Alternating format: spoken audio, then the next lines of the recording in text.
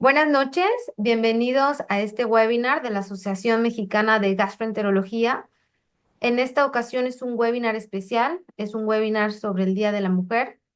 Yo soy la doctora Mercedes Amía Balmori, neurogastroenteróloga, y el día de hoy vamos a conmemorar el Día Internacional de la Mujer, reconociendo el liderazgo y las contribuciones de las mujeres en la gastroenterología, pero yo creo que no nada más en la gastroenterología, sino en la sociedad, en la salud y en la familia. Hemos diseñado un programa que espero que sea de su agrado, estamos muy contentos. Invitamos a especialistas en gastroenterología a nivel internacional, mundial, en especialistas latinoamericanas, que nos orgullece mucho tenerlas y que hayan aceptado nuestra invitación. Y este webinar lo hemos dividido en 4 grupos. Vamos a hablar sobre el impacto de las disparidades de género en la salud digestiva, sobre el papel de las mujeres en la investigación gastroenterológica, sobre la salud digestiva y la salud mental en mujeres y cuáles son también las barreras que aún hoy en día estamos teniendo las mujeres gastroenterólogas. Me acompaña la doctora Fátima Higuera de la Tijera. Ella es hepatóloga. Ella es jefa del servicio de patología del Hospital General de México y ella, a su vez, es secretaria de actas de la mesa directiva actual. Bienvenida, Fátima. Muchas gracias, Mercedes. Es un gusto poder participar en esta sesión conmemorativa del Día Internacional de la Mujer. Y como ya lo comentó la doctora Mercedes Amieva, pues tenemos un panel de expertas mujeres en gastroenterología, endoscopía, neurogastroenterología. Para mí es un gusto poder presentar a las siguientes panelistas para hablar del papel de las mujeres en investigación gastroenterológica. La doctora Alvis Hani Amador nos hace favor de acompañarnos. Ella es profesor titular de Medicina Interna y Gastroenterología en el Hospital San Ignacio por la Pontificia Unidad Javeriana en Bogotá, Colombia. Nos acompaña también la doctora Carla del Rocío García Cermeño. Ella es gastroenteróloga y también tiene alta especialidad en neurogastroenterología. Actualmente se desempeña en funciones en el Centro Integral de Gastroenterología y Motilidad Avanzada en Boca del Río, Veracruz. Posteriormente tenemos el módulo de salud digestiva y salud mental en mujeres. Para ello está con nosotros la doctora Rosita Fraser, quien además de ser una destacada mexicana, es profesora asistente en la Clínica Mayo en Scottsdale, en Arizona. Este módulo estará también la doctora Alejandra Noble Lugo, quien es nuestra vicepresidente de la Asociación Mexicana de Gastroenterología, una destacada especialista en gastroenterología y endoscopía gastrointestinal, quien, además de estar adscrita al Departamento de Gastroenterología en el Hospital Español, es la subjefe de Departamento de Enseñanza e Investigación en este mismo hospital. Y para cerrar con las barreras y desafíos para las mujeres gastroenterólogas, es un gran honor que nos acompañe la doctora Carolina Olano, quien es actualmente profesora titular de gastroenterología en la Universidad de la República en Montevideo, Uruguay, y además presidente electa de la Organización Mundial de Gastroenterología. Sin más preámbulo, cedo la palabra a la doctora Mercedes Amieva para que comencemos con los temas que hoy nos ocupan. Adelante, Mercedes. Gracias, Fátima. Y de lo primero que vamos a hablar es de las diferencias de género que se influyen en la prevalencia, diagnóstico y tratamiento en enfermedades gastrointestinales, pero yo me voy a enfocar en los trastornos de la interacción del eje cerebro-intestino. Cuando hablamos de los trastornos de la interacción del eje cerebro-intestino, pues el padecimiento más estudiado es el síndrome intestino irritable. Y les presento esta revisión sistemática y metaanálisis por el doctor Ford, donde se ha visto que la prevalencia de síndrome intestino irritable es del 14% en mujeres y 9% en hombres, y que cuando vemos esto en centros de tercer nivel, la relación es 3:1, y en estas revisiones sistemáticas se ha concluido que el ser mujer simplemente es un factor de riesgo para tener intestino irritable. Cuando lo evaluamos por los otros subtipos de intestino irritable, el estreñimiento sabemos más prevalente en mujeres, 40% contra 20% de hombres. La diarrea está así, es frecuente en hombres y en el mixto no hay diferencias. Ahora, otros síntomas que son prevalentes y que a veces son la causa principal de consulta, que es la distensión y el dolor abdominal, también son más comunes y más graves en las mujeres. En las mujeres se ha visto que tendemos a somatizar más y que tenemos mayor ansiedad y que esto va a generar un deterioro en la calidad de vida. Hablando de ansiedad y depresión, se ha visto que el síndrome de intestino irritable es 3 veces más prevalente que en personas sanas, o sea, 3 veces más probabilidad de tener ansiedad las personas o las mujeres con intestino irritable. De esto hasta 47% de las mujeres comparado con un 31% de hombres y la depresión también más frecuente en mujeres en un 35%. Tener esto en cuenta es súper importante. ¿Por qué? Porque sabemos que estas patologías van a alterar el procesamiento del dolor, predispone a síntomas más graves y va a afectar en la eficacia del tratamiento.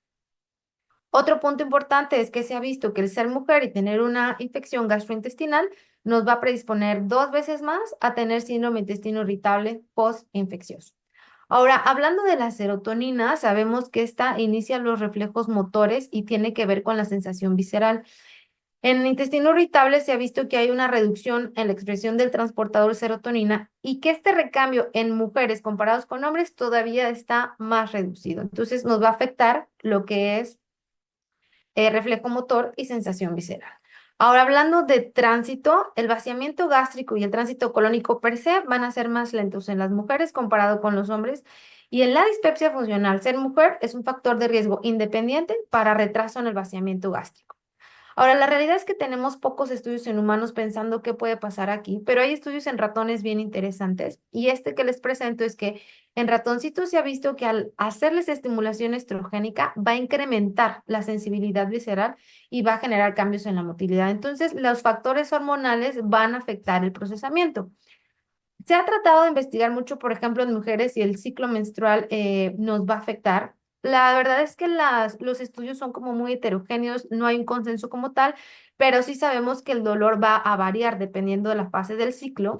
Pero este estudio que me pareció interesante porque fue en específico en mujeres que tienen intestino irritable, que de por sí sabemos que estamos bajo un contexto de hipersensibilidad, se ha visto que durante la menstruación hay mayor sensibilidad o mayores síntomas. Entonces son puntos a tomar en cuenta. Ahora, hablando de si se puede inducir la hipersensibilidad o no, nuevamente estos estudios en ratitas se ha visto que es más fácil inducir hipersensibilidad en ratas hembras y que estos efectos, ojo, pueden ser bloqueados cuando les hacen oferectomía o se pueden incrementar después de una orquiectomía. O sea que la cuestión hormonal, por supuesto, tiene que ver. Este estudio ya en mujeres, que también me parece relevante, es en el Reino Unido en mujeres posmenopáusicas a las cuales les dieron terapia de reemplazo hormonal y se vio que el riesgo para síndrome de intestino irritable incrementaba. Entonces, ¿qué pasa entre el hombre y la mujer? Nuestro cerebro funciona diferente. Me parece relevante traer este artículo sobre una resonancia con emisión de positrones donde evalúan el cerebro del hombre y la mujer en dos estados. En reposo, ¿qué pasa? Las mujeres estamos viendo los recursos de la conciencia interoceptiva, o sea, estamos viendo los estímulos del cuerpo y el hombre no, está en función cognitiva y está procesando y comprendiendo el exterior. Entonces, las mujeres siempre estamos como en introspección y los hombres siempre están viendo al exterior. Ahora, ¿qué pasa cuando esos hombres y mujeres les hicieron una estimulación con balón? En la mujer rápidamente hay una activación afectiva y autónoma.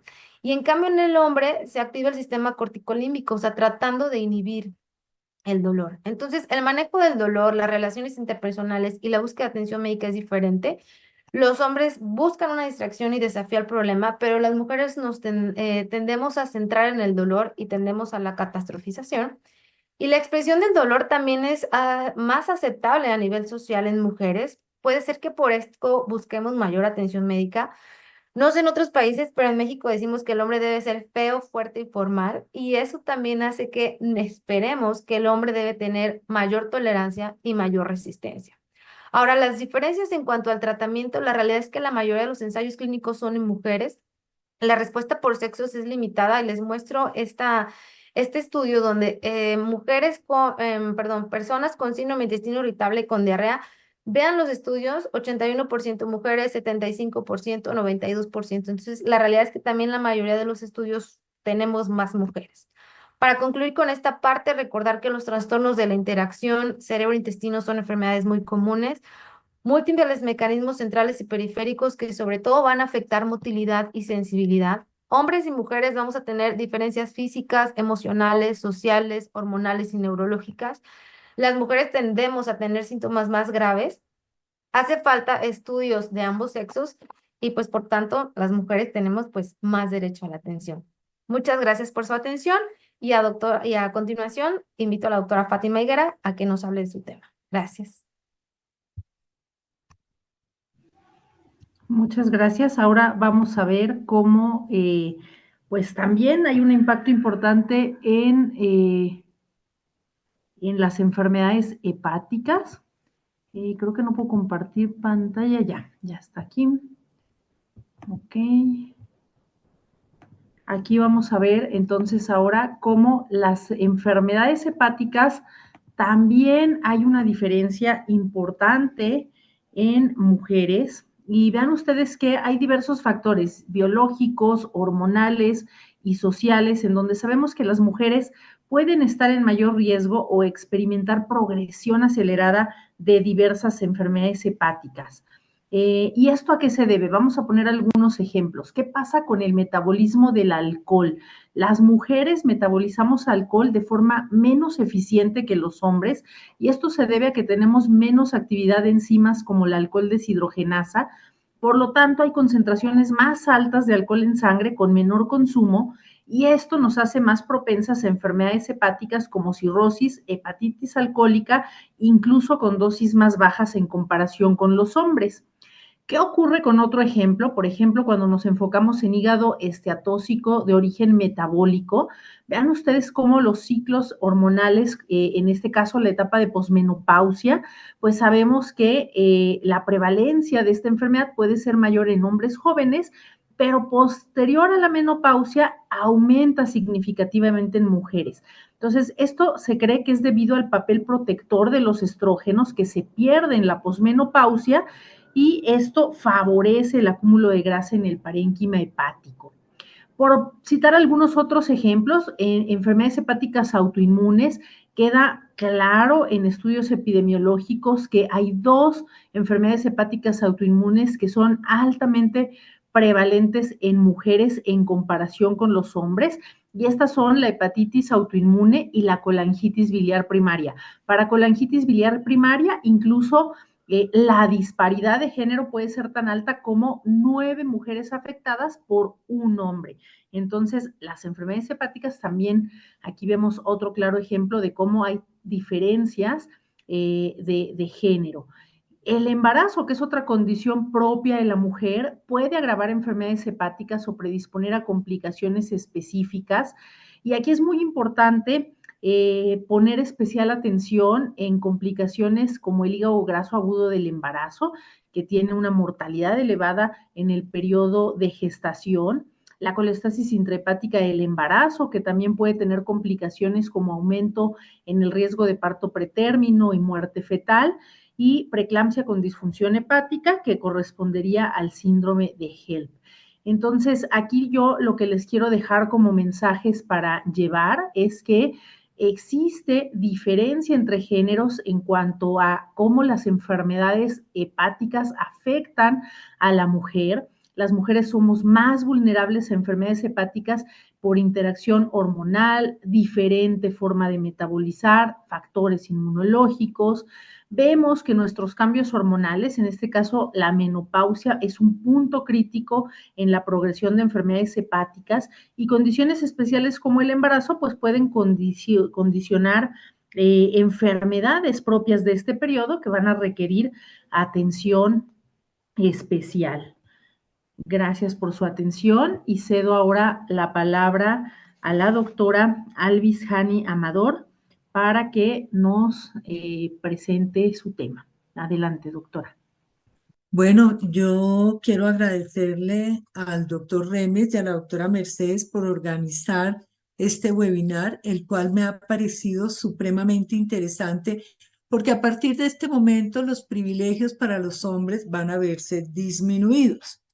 Ya vimos cómo nos presentaron el privilegio de los hombres que sufren menos de alteraciones del eje cerebro-intestino y mucho menos de las enfermedades hepáticas. Aquí podemos ver cómo en el transcurso de los años las mujeres gastroenterólogas se han venido incrementando en porcentaje, tanto que ya en el 2004 hasta el momento se han venido duplicando y triplicando las cifras de mujeres gastroenterólogas por encima de lo que es cardiología. En esta diapositiva quiero mostrar cómo se realizó una encuesta de la satisfacción laboral en 247 pacientes y se encontró que el 49% de los pacientes se sentían valorados en el trabajo.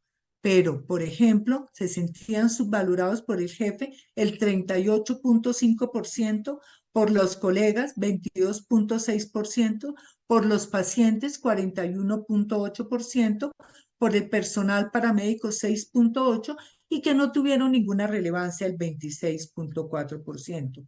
Quiero comentar como algo de anécdota, fíjense ustedes que muchas veces los pacientes a uno le dicen señorita y al camillero del hospital le dicen doctor. En esta diapositiva se describen las principales actividades de las mujeres en la práctica de endoscopia, donde se observa que la mayor actividad de las endoscopias en nosotras está dada en la endoscopia de urgencias y en la endoscopia básica, realización de polipectomías, pero lo que es intervencionismo ha venido reduciéndose en la realización por nosotras, quizás porque uno de los factores fundamentales es la familia.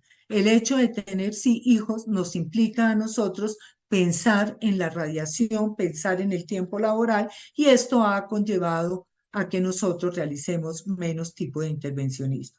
Una pregunta que nos hacemos es si realizamos investigación científica. Este estudio nos muestra que el 31.2% sí realiza investigación científica, el 32.4% no la realiza, 36.4% de las mujeres ocasionalmente y las becas, definitivamente las becas son predominantes para los hombres.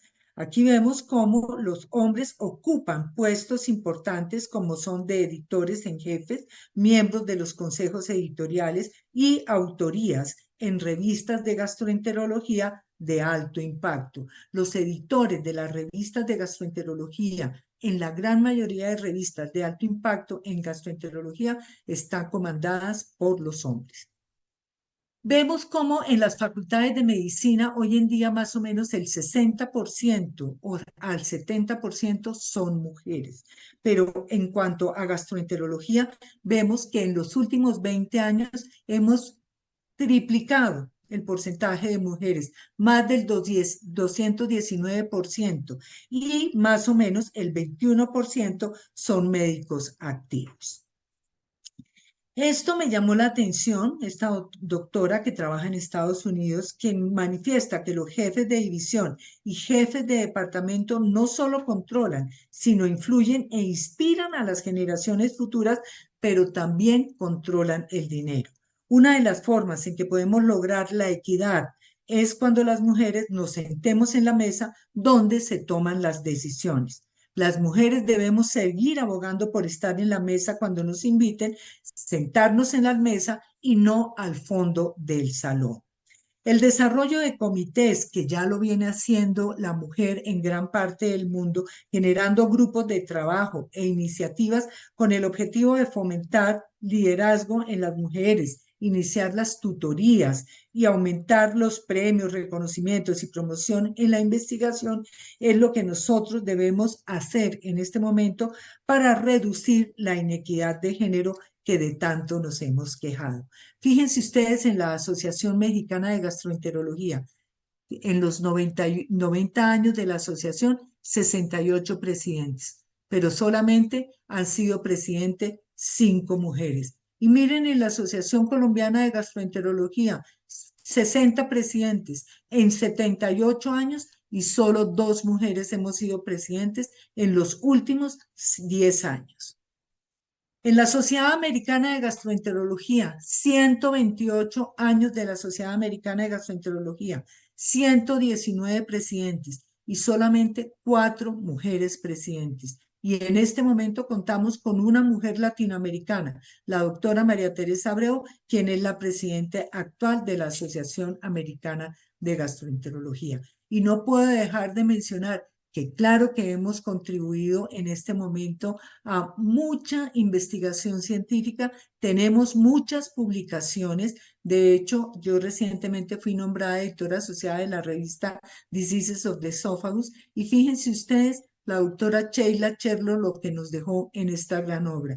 Y no puedo dejar de mencionar a mi gran amiga, la doctora Carolina Olano, quien es la presidente electa, primera mujer de la Asociación, de la Organización Mundial de Gastroenterología. La felicito de una vez a la doctora Carolina Olano.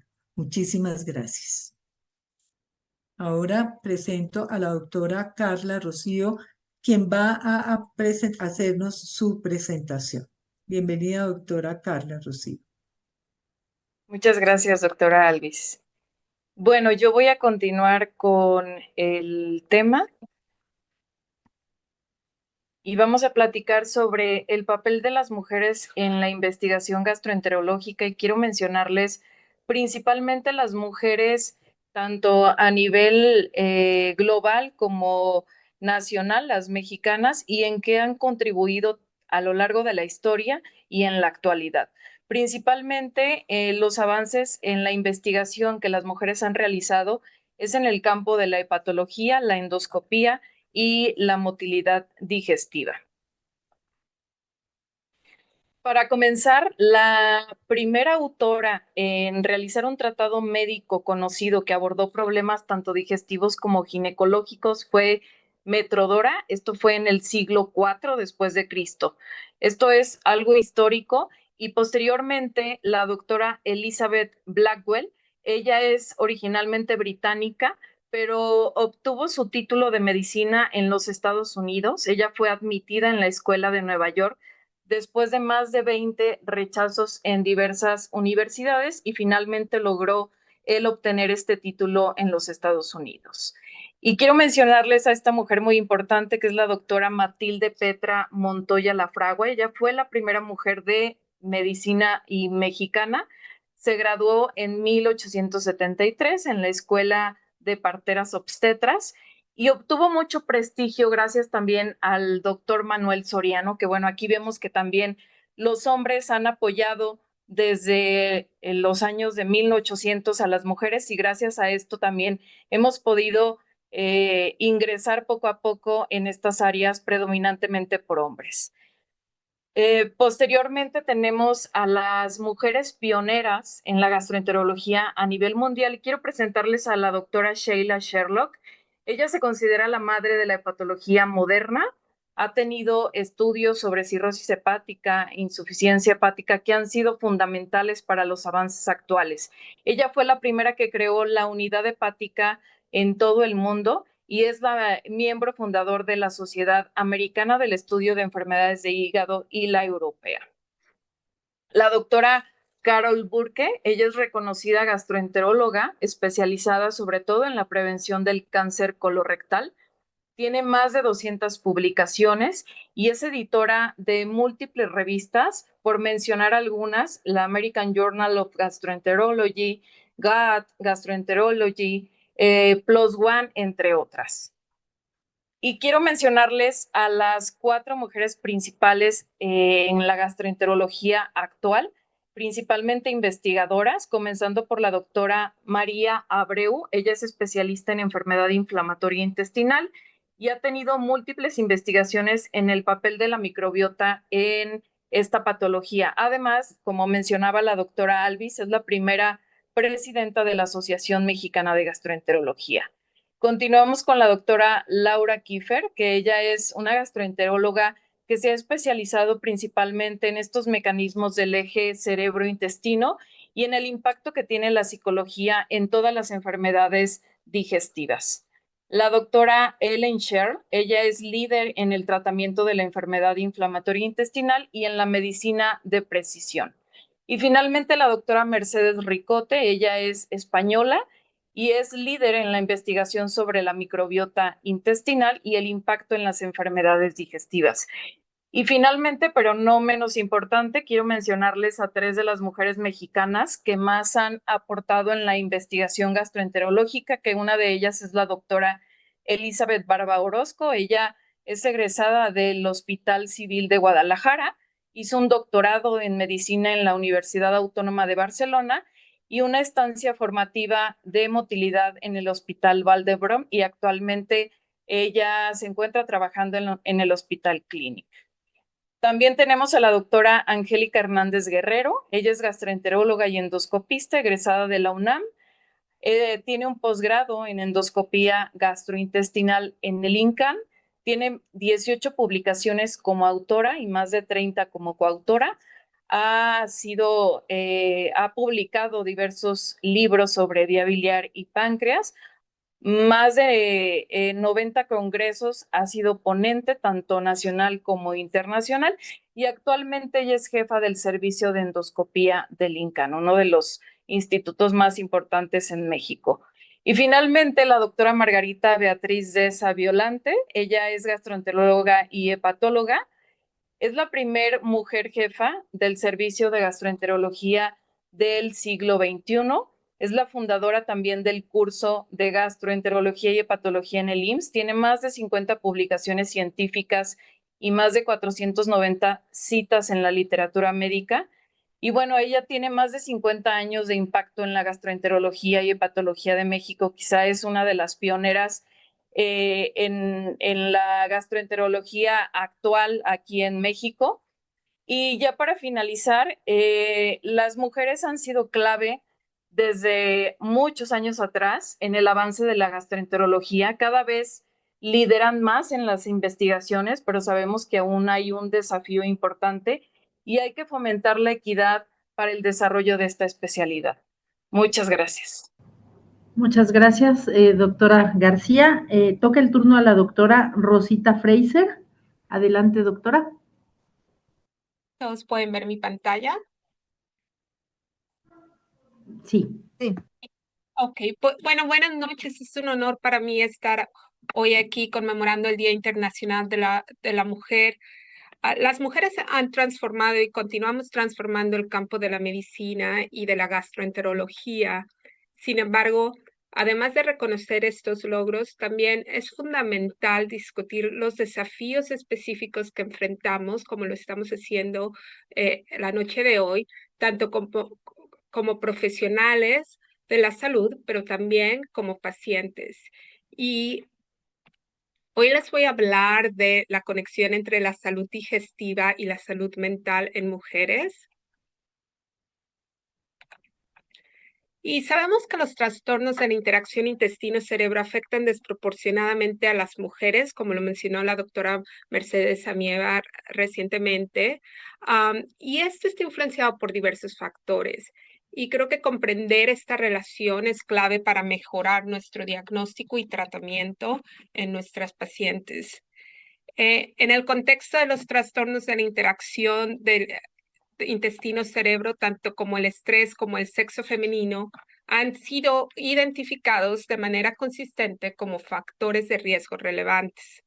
Las diferencias de sexo se han documentado, como lo acaban de mencionar, en cuanto a prevalencia, incidencia, factores fisiopatológicos, características clínicas y respuestas al tratamiento, lo que sugiere una interacción compleja entre factores biológicos, psicológicos, sociales en la modulación de los síntomas gastrointestinales.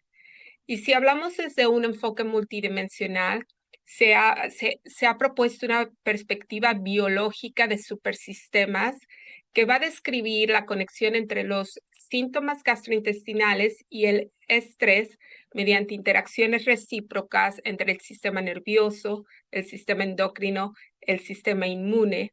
Y dentro de este modelo, los efectos dimórficos de sexo se explican por múltiples factores, incluyendo la genética, la microbiota, el impacto neuroendocrino, la motilidad gastrointestinal, los neurotransmisores y ciertamente las hormonas sexuales.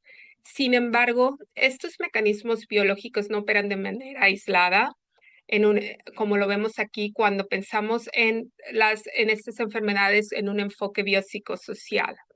Los factores psicológicos también desempeñan un papel clave con evidencia que sugiere que la ansiedad, la depresión y las estrategias de afrontamiento del dolor diferenciadas por sexo contribuyen a la persistencia y gravedad de los síntomas, especialmente en mujeres. Además, la influencia social, los estereotipos socioculturales, las experiencias del estrés ambiental pueden también actuar como amplificadores del dolor visceral crónico y esto ciertamente va a impactar en la calidad de vida. Pero otro aspecto que es crucial en esta interacción y especialmente en la mujer es el efecto de la edad. Y en el efecto de la edad, esto puede influenciar en sistemas gastrointestinales, pero no solamente en eso, sino también en la respuesta a estos síntomas, en la respuesta al estrés y en la respuesta al dolor. ¿Por qué? Porque van a haber diferentes comorbilidades, la variabilidad de la actividad endocrina que sucede con la edad, las modificaciones en el entorno donde se vive en diferentes etapas de la vida y también el estilo de vida que se lleva, o bien especialmente en mujeres, los cambios que suceden incluyendo después de la maternidad, los cambios en el piso pélvico y todo esto va a crear una susceptibilidad diferente en diferentes etapas de la vida.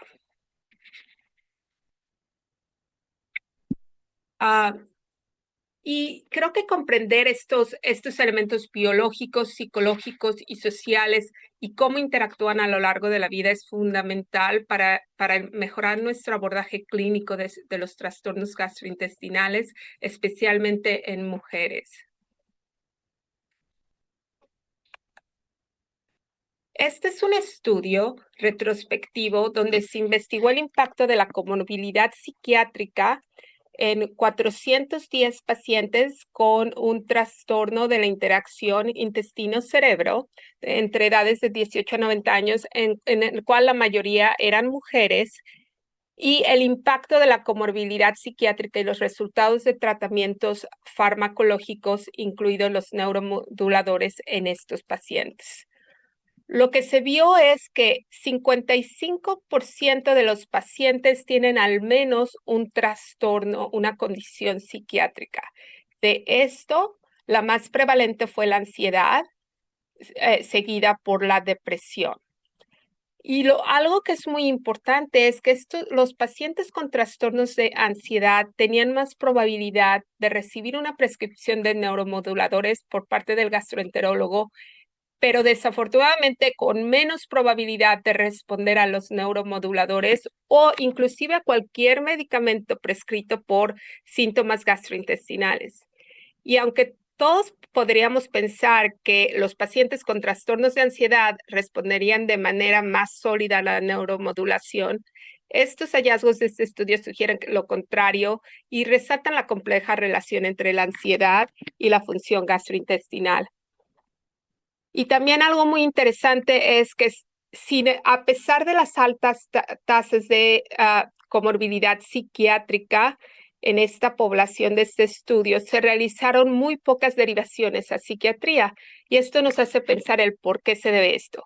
¿Será que el gastroenterólogo no siente la necesidad de atención psiquiátrica para estos pacientes, o puede ser porque no hay acceso a atención psiquiátrica o bien por largos tiempos de espera, como es aquí en Estados Unidos, donde los tiempos de espera para ver psiquiatría son muy prolongados, o bien cuáles son las barreras que vemos para la derivación de estos pacientes con trastornos psiquiátricos a psiquiatría. Por último, quiero comentar este estudio en el que se comparó la calidad de vida física y mental en pacientes con trastornos de la interacción de intestino-cerebro, así como con personas sin estos trastornos en una amplia muestra representativa. Y lo que se encontró es que en comparación con las personas sin estos trastornos, la calidad de vida es significativamente peor en aquellos que presentan estos trastornos y especialmente cuando son mujeres. Y que los hombres que tenían este trastorno reportaron mejor calidad de vida que las mujeres. Y la calidad de vida creo que debe desempeñar un papel clave en nuestra práctica clínica y debe ser un una medida de resultado fundamental en todos los ensayos clínicos, ya que puede estar significativamente afectada en pacientes con estos trastornos y especialmente en mujeres, como este estudio lo resaltó. Y bueno, pues quiero agradecer a todas las mujeres que han transformado nuestra especialidad y a ustedes por su interés en esta conversación. Muchas gracias.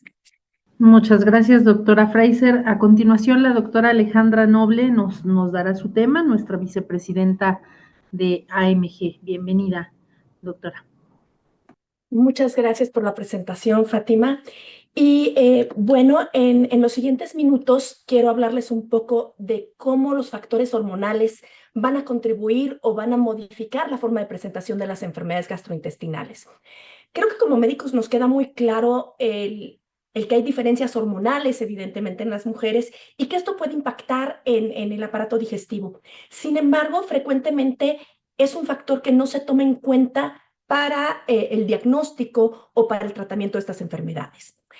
Sabemos que los efectos de las hormonas ováricas pueden causar o exacerbar trastornos gastrointestinales como diarrea, estreñimiento, dolor abdominal crónico, ya sea abdominal o pélvico.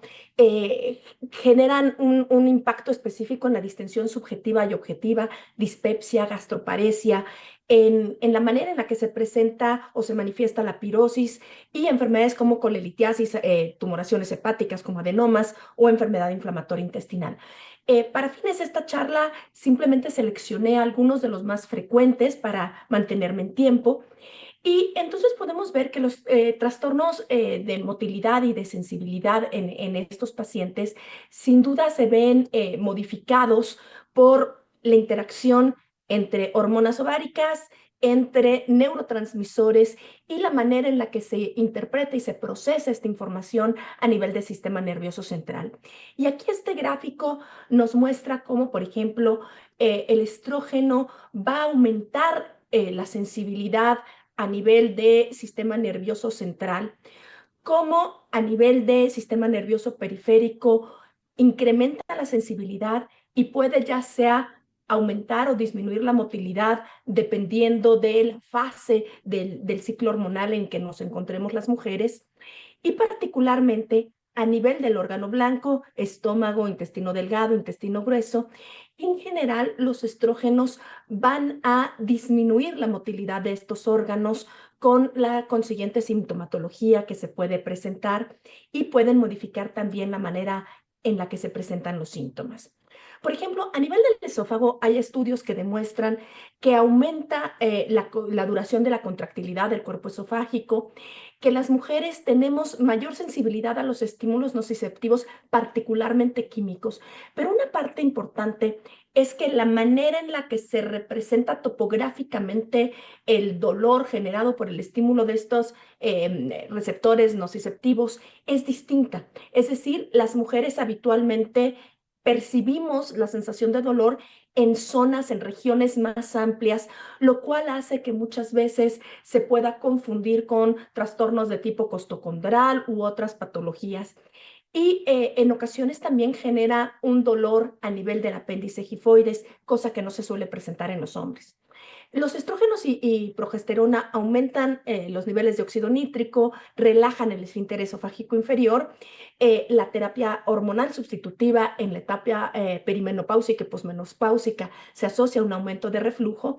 Y en el embarazo se reduce la peristalsis efectiva y también va a haber una mayor relajación del esfínter esofágico inferior, lo cual se traduce en mayores eventos de reflujo gastroesofágico. Sin embargo, a diferencia de los hombres, en general en la mujer la enfermedad por reflujo es menos grave y suelen aparecer menos complicaciones, aunque pueda ser más sintomática.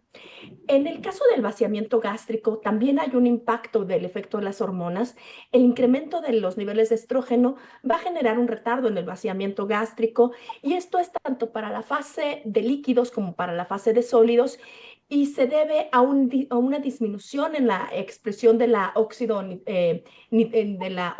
nítrico sintetasa, lo cual lleva a una relajación fúndica prolongada, alteraciones en la acomodación y reducción en la contractilidad del antro.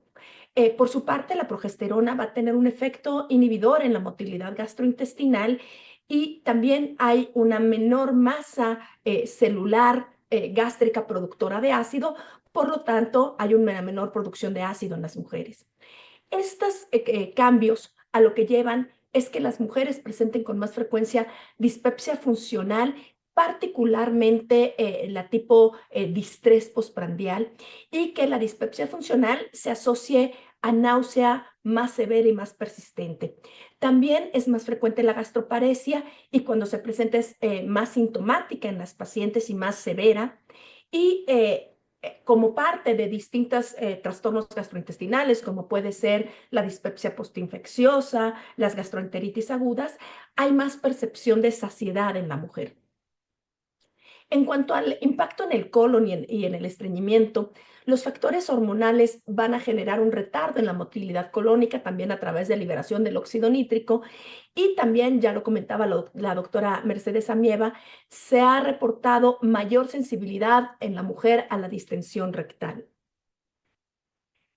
Finalmente, en el caso del síndrome de intestino irritable, las mujeres van a tener un mayor retardo en el tránsito intestinal. Generalmente hay un aumento en la sensación de dolor abdominal en el periodo premenstrual y esto se asocia a la fase de descenso del estímulo hormonal estrogénico, lo cual va a tener un efecto a nivel de los neurotransmisores de las vías nociceptivas del sistema nervioso periférico y también a la manera en la que se procesa esta información nociceptiva a nivel del sistema nervioso central. Adicionalmente, debemos de considerar que aquí las comorbilidades pueden también asociarse a una presentación más florida de los síntomas del síndrome de intestino irritable. Primero que nada, considerar que en la mujer es más frecuente la variante síndrome de intestino irritable con predominio de constipación por este retardo en el tránsito intestinal. Y también que aquellas mujeres que tienen trastornos ginecológicos, por ejemplo, dismenorrea o que tienen endometriosis, van a tener una mayor severidad del síndrome intestino irritable y esta va a ser particularmente manifiesta en el periodo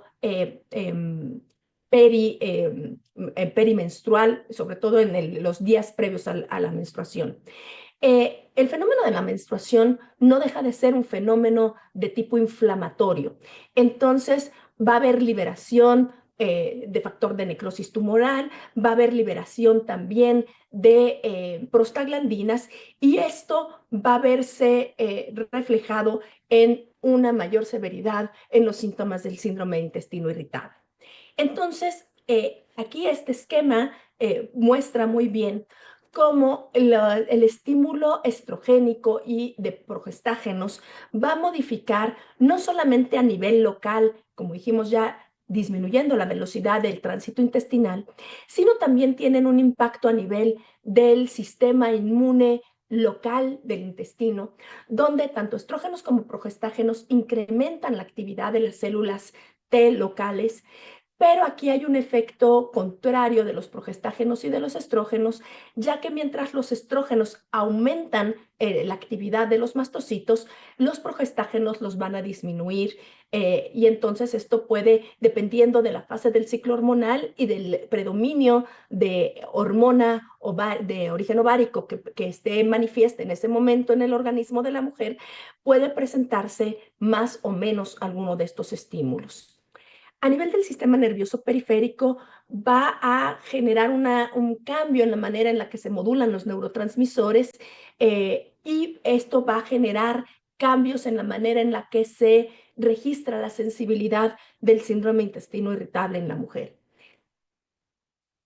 Y finalmente, destacar que estos factores hormonales no van a ser tan fácilmente manejables o predecibles en la mujer porque pues las mujeres a nivel hormonal somos muy complejas. Es decir, va a haber una gran variabilidad del efecto según el momento del ciclo menstrual. Obviamente, el impacto que van a tener estrógenos y progestágenos no va a ser el mismo en la fase folicular que en la fase lútea del ciclo menstrual. Y entonces puede por episodios haber un estreñimiento más marcado y posteriormente haber predominio de diarrea, pero también importa la etapa de la vida de la mujer, es decir, va a haber una variación según si la mujer se encuentra en etapa reproductiva, en el propio embarazo, en el periodo perimenopáusico y ya propiamente cuando la mujer ha entrado en una fase de menopausia. Por lo tanto, lo importante o lo que yo quiero destacar y dejar para todos nosotros médicos que nos dedicamos a atender pacientes mujeres es que los factores hormonales van a tener un impacto en el funcionamiento, en la motilidad y en la sensibilidad gastrointestinal. Y esto va a hacer que pueda favorecerse el que aparezcan determinados síntomas o la severidad de los síntomas. También contribuye o forma parte de la fisiopatología de trastornos gastrointestinales. Y aquí me referí básicamente a lo que es el tracto gastrointestinal, pero ya vimos cómo tiene también impacto a nivel hepático. Y también puede asociarse con comorbilidades, es decir, por ejemplo, en pacientes con intestino irritable, no es raro que una mujer pueda presentar también cistitis intersticial que va a modificar la manera en la que se presentan la enfermedad de nuestros pacientes. Entonces, es importante que todos consideremos esta interacción de las hormonas y que veamos cómo se relaciona con factores como estrés, salud mental y el impacto que todo esto tiene sobre los trastornos del aparato digestivo. Y pues sin más, quiero agradecerles su atención y la oportunidad de haber estado aquí estos minutos con ustedes y quiero proceder a presentar a la última ponente, que es la doctora Carolina Olano.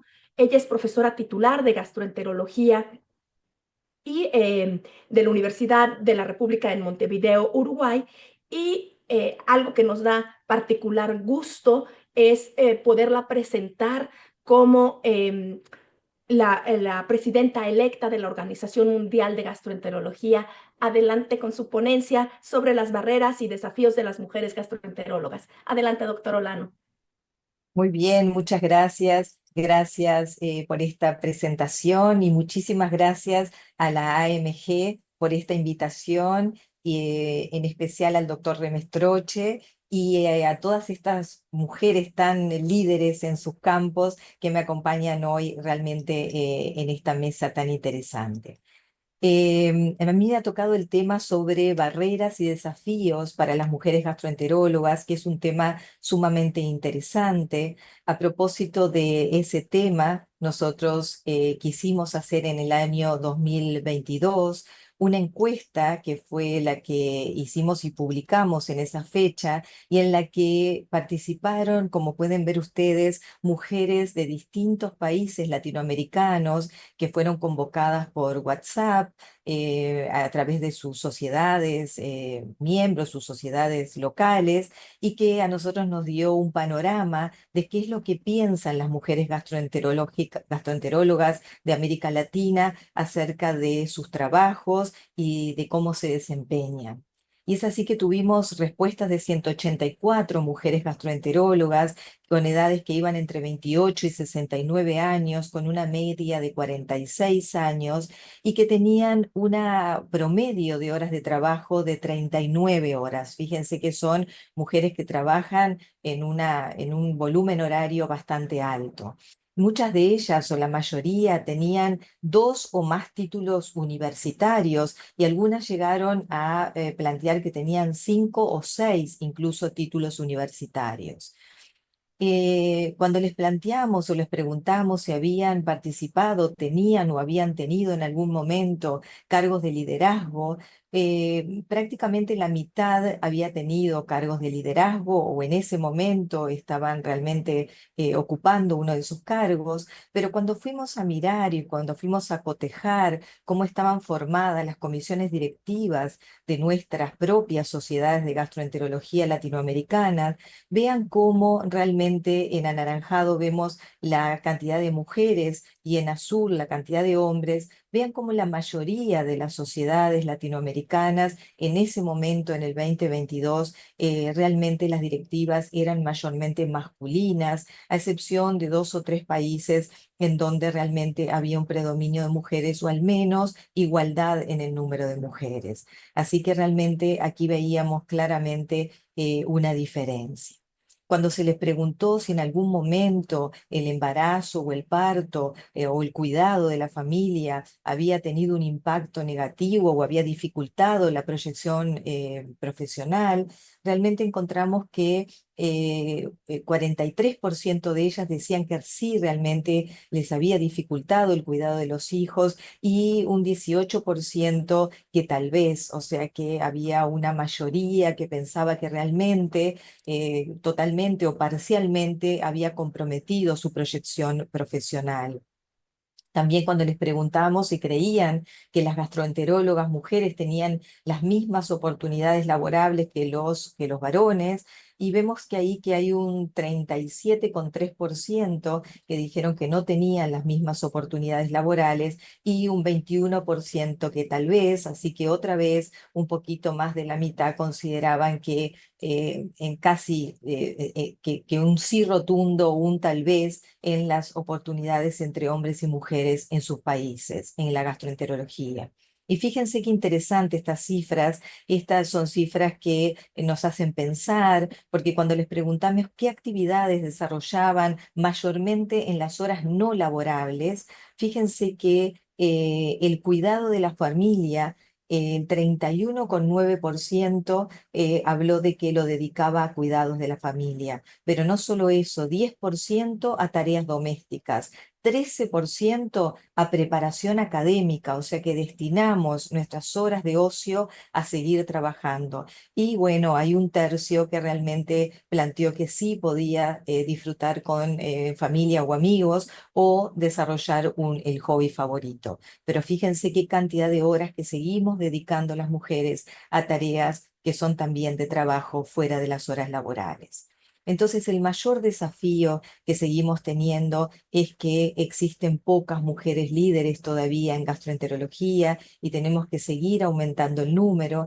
Y las causas o la explicación de por qué todavía tenemos pocas mujeres líderes está muy bien explicado por la doctora Suravich en esta publicación que se hizo en la WGO, donde explica claramente que el techo de cristal, bien conocido por todos, donde las mujeres pueden crecer hasta determinado punto en su carrera de liderazgo y llega un momento en que hay un tope, un techo de cristal que impide que lleguen a cargos realmente más altos de liderazgo, que a veces son solamente alcanzados por hombres, y también la explicación de la cañería con fugas, y aquí podemos ver en esta publicación tan interesante de Gastroenterology, que son cifras estadounidenses, donde podemos ver que de un porcentaje alto de mujeres que se matriculan como estudiantes de medicina, como pueden ver, se van perdiendo mujeres a lo largo de esta cañería, desde cuando se gradúan como estudiantes, cómo entran a medicina interna, cómo entran a gastroenterología, cuántas aprueban el primer año como fellows, cuántas de ellas realmente practican la gastroenterología y así sucesivamente. Y fíjense que son un poquito de unas gotitas nada más que llegan de esa cañería a ser realmente jefes de departamento en sus áreas laborales. Así que esto es súper importante para ver cómo es que vamos perdiendo mujeres a lo largo del camino y no llegan realmente a los cargos de liderazgo. Entonces, ¿qué podemos tener como explicaciones o cuáles son las barreras que enfrentamos las mujeres? Y la más importante, como todas sabemos, es que la edad productiva y reproductiva coinciden en las mujeres y por lo tanto el embarazo, el parto, el puerperio y el cuidado de los niños pequeños son algo que tenemos que eh, hacer en paralelo a nuestras carreras profesionales y eso muchas veces nos provoca tener que tomar decisiones o tener que elegir entre una y otra y por lo tanto es una barrera importante a tener en cuenta y también tenemos que nosotras buscar algunas soluciones para eso.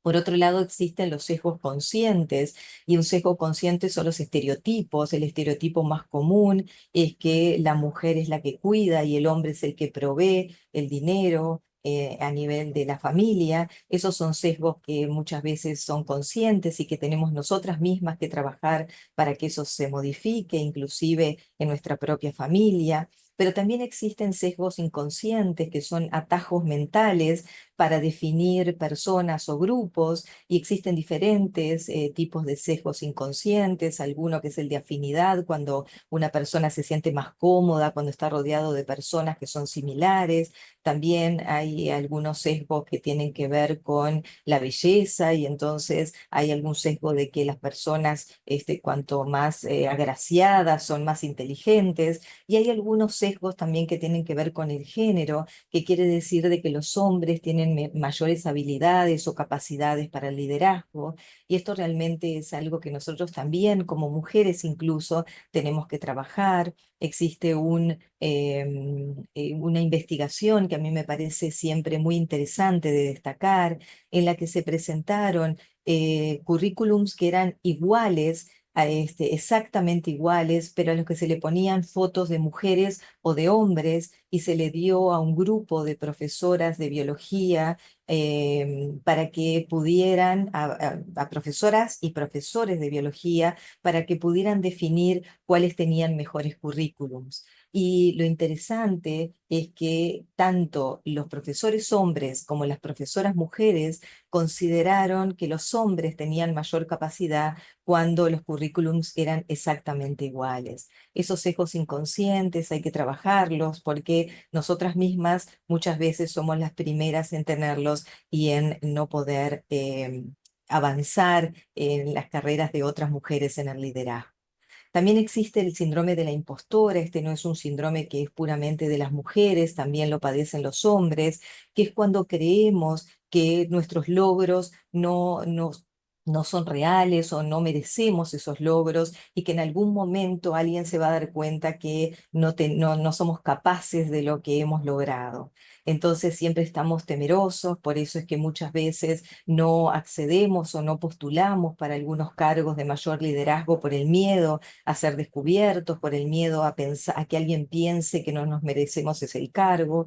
No tomamos riesgos por miedo al fracaso, y eso entonces, este síndrome de la impostora, en este caso para las mujeres, también nos limita en avanzar en las carreras de liderazgo.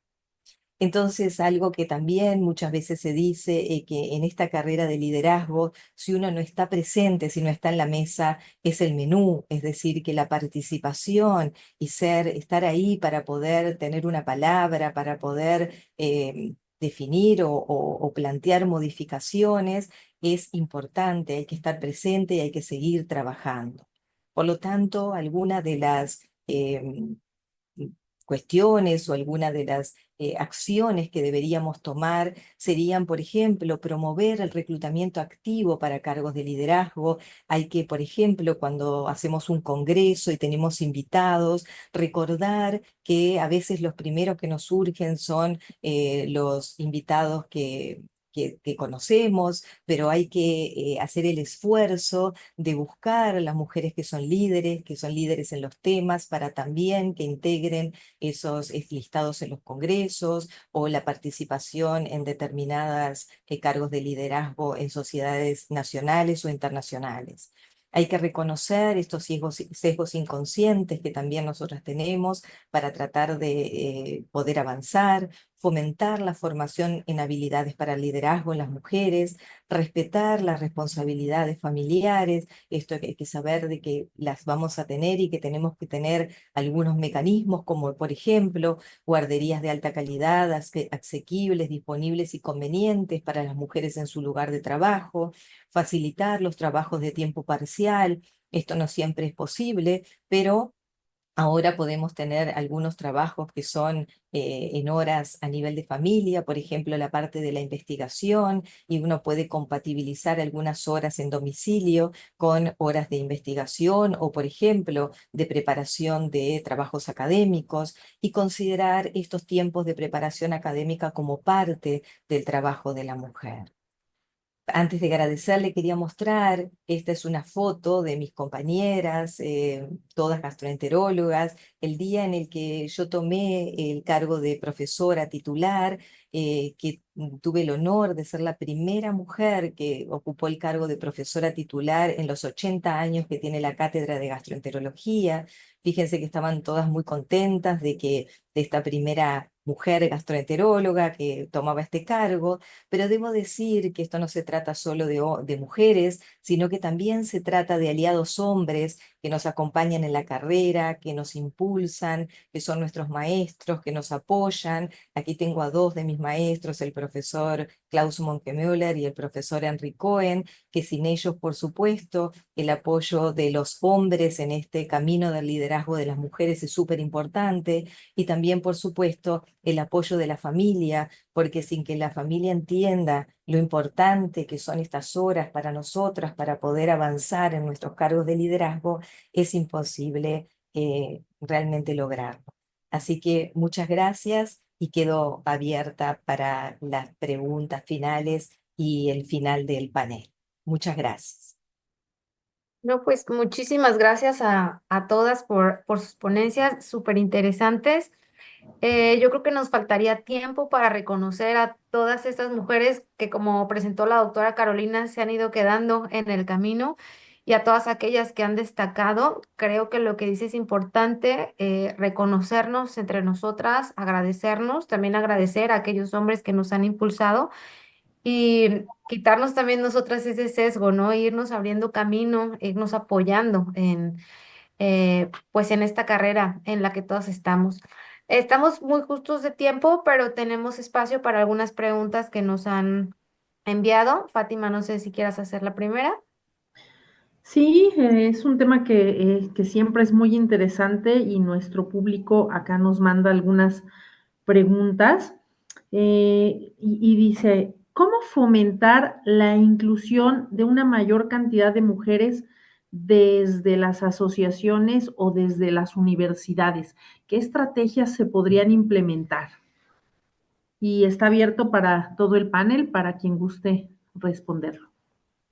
Bueno, yo quisiera comentar que definitivamente la unión entre nosotras es fundamental.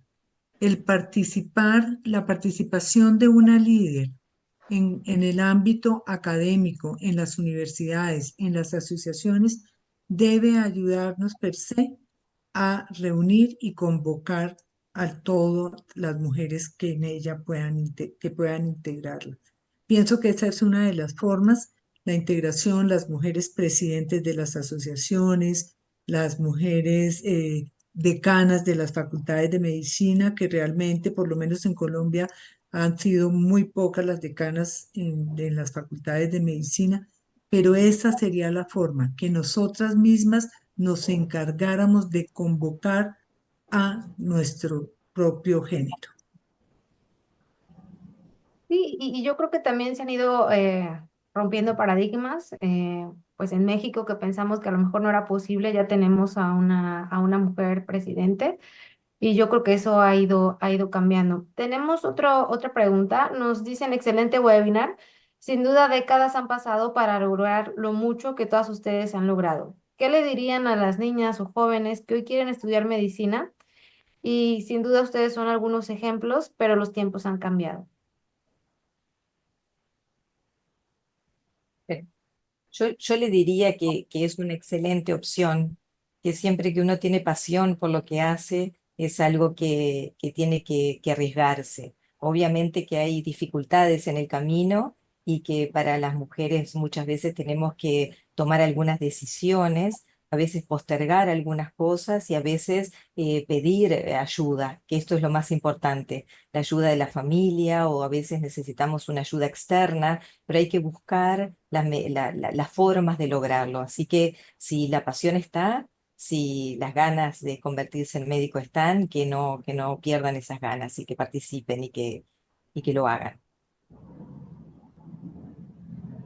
Excelente. Aquí tenemos otro comentario. Nos dicen, el balance con la familia necesita de un apoyo integral de la pareja y de los hijos.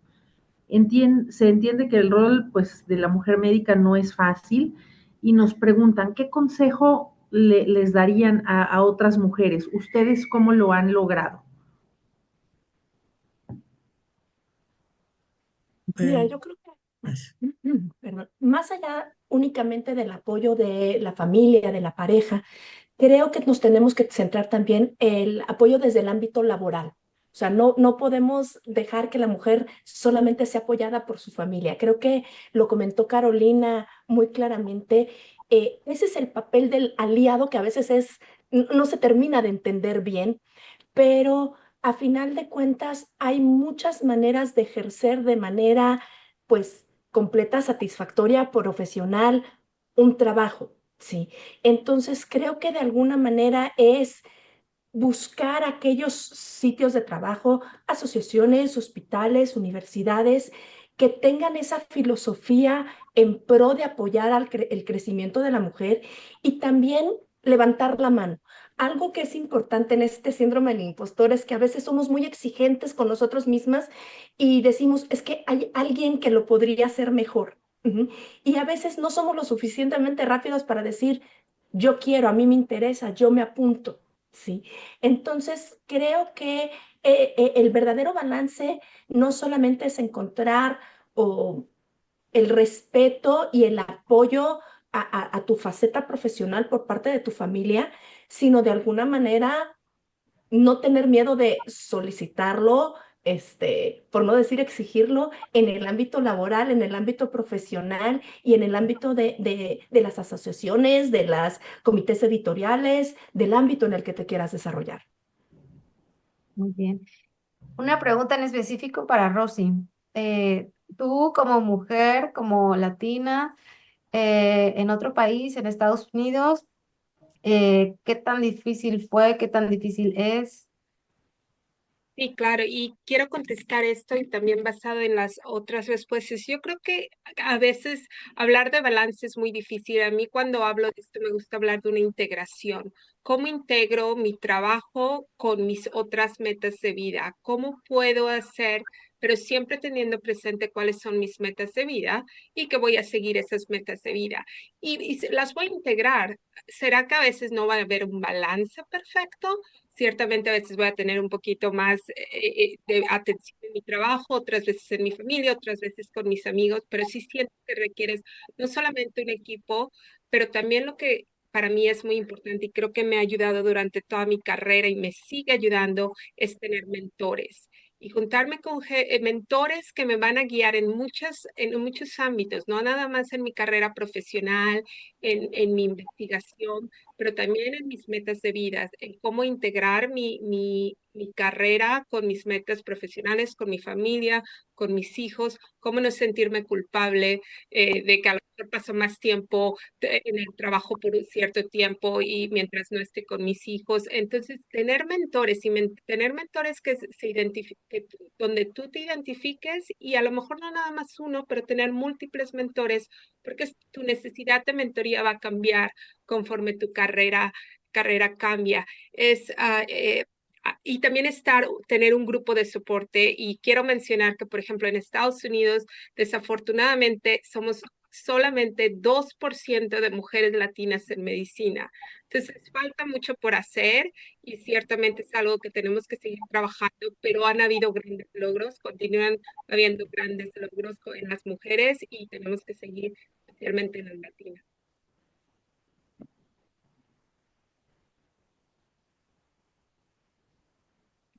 Y bueno, yo le quisiera preguntar a Carla, como la más joven y dedicada a la investigación, algún consejo que quisieras darle a aquellas doctoras que, bueno, independientemente de estar estudiando la carrera o que quieren hacer investigación, algún consejo o algo que nos quieras comentar. Yo creo que algo importante, no solamente en aquellas que quieran hacer investigación, sino en cualquier especialidad o incluso en otros ámbitos que no sean necesariamente de medicina, es sí tener la confianza de que si nosotros queremos realizar algo, lo podemos hacer.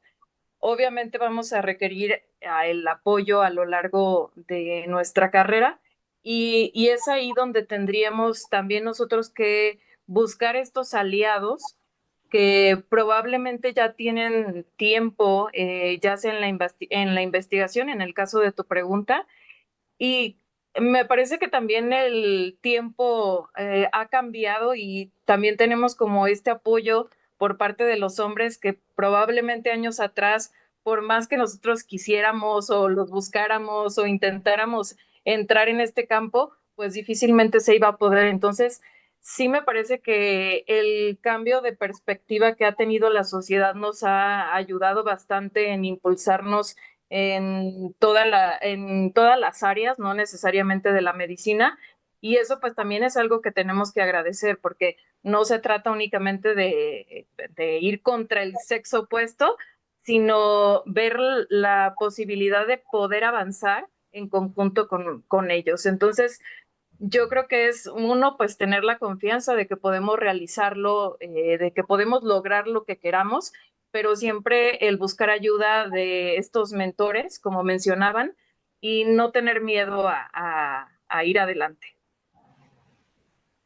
Pues muy bien, de verdad agradezco a todas el tiempo que nos dedicaron y dejo la palabra a nuestro presidente, el doctor José María Remestroche.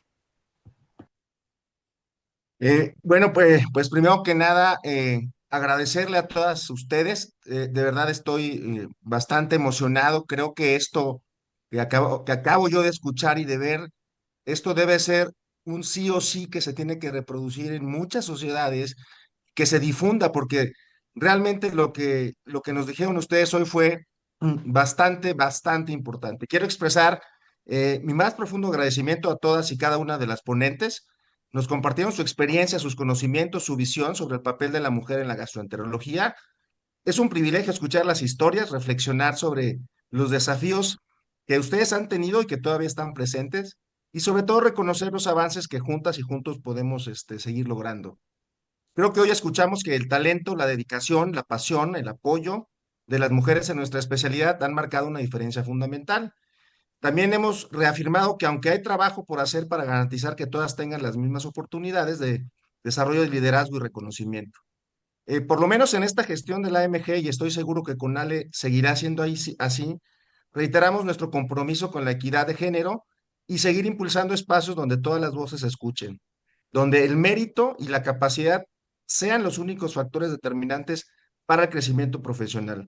Agradezco profundamente nuevamente su interés, su participación en este evento, y que nos inspire a seguir promoviendo una gastroenterología inclusiva, equitativa y diversa. Yo creo que el hecho de que cerca de 400 personas se hayan conectado el día de hoy, y este número sigue creciendo porque sigue en reproducción, habla de el éxito, y creo que no nos equivocamos en la mesa directiva de escogerlas a todas ustedes. Muchísimas gracias. Les mando un caluroso abrazo, que seguramente nos veremos pronto a lo largo de este año. Con todas y cada una de ustedes estarán presentes en nuestras actividades, y aquí las recibiremos en México. Quiero terminar con el anuncio de nuestro siguiente webinar. Yo creo que esto también es importante. Desde la Asociación Mexicana de Gastroenterología es impulsar asociaciones hermanas. Y recientemente se ha creado la Sociedad Latinoamericana para el Estudio de la Enfermedad Celíaca, donde estamos involucrados mucha gente de Latinoamérica, incluyendo a Carolina, a Fernando Chirdo, a Julio Valle, Edgardo Smeckwell, y una gran cantidad de gente interesada en esta enfermedad. No debemos dejar recordar que hace algunos días se celebró el Día de las Enfermedades Raras. La enfermedad celíaca no debe de ser una enfermedad rara, debe ser una enfermedad que para el gastroenterólogo esté en la mente. Y por eso hemos decidido que el miércoles 26 de marzo, este va a ser el tema. Es un webinar inicial en conjunto con esta asociación que queremos apoyar mucho desde México. Y bueno, pues ya les comparto ahí el panel. Creo que los expertos que tendremos son de nivel mundial: Alberto Rubio, María Inés Pinto Sánchez y Julio Bay. Creo que no son más que los líderes y gurús de dar este espaldarazo y este inicio a esta asociación hermana. Entonces, el próximo miércoles 26 de marzo, en los diferentes usos horarios, a partir de mañana estará disponible la liga para que se inscriban. Los esperamos a todos ustedes. Muchísimas gracias y que tengan un buen fin de semana, y estamos pendientes en nuestras actividades de la Asociación Mexicana de Gastroenterología. Hasta pronto. Muchísimas gracias.